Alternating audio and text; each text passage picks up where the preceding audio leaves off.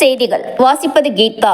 மாற்றுத்திறனாளிகளை அவமரியாதை செய்தும் ஏளனம் செய்தும் பேசிய அமைச்சர் துரைமுருகனை கண்டித்தும் தனது செயலுக்கு வருத்தம் தெரிவிக்க வலியுறுத்தியும் தமிழ்நாடு அனைத்து வகை மாற்றுத்திறனாளிகள் மற்றும் பாதுகாப்போர் உரிமைகளுக்கான சங்கத்தின் செங்கை மாவட்ட குழு சார்பில் செங்கை பெரியார் சிலை அருகே 10/4/2025 வியாழன் மாலை 5 மணி அளவில் சங்கத்தின் செங்கல்பட்டு நகர தலைவர் வெங்கடேசன் தலைமையில் கண்டன ஆர்ப்பாட்டம் நடைபெற்றது. இந்த ஆர்ப்பாட்டத்தில் சங்கத்தின் மாவட்ட தலைவர் வெள்ளிக்கண்ணன், மாவட்ட செயலாளர் எஸ். தாட்சாயினி, மாவட்ட துணைத் தலைவர் கே. லிங்கன் ஆகியோர் கண்டன உரையாற்றினர்.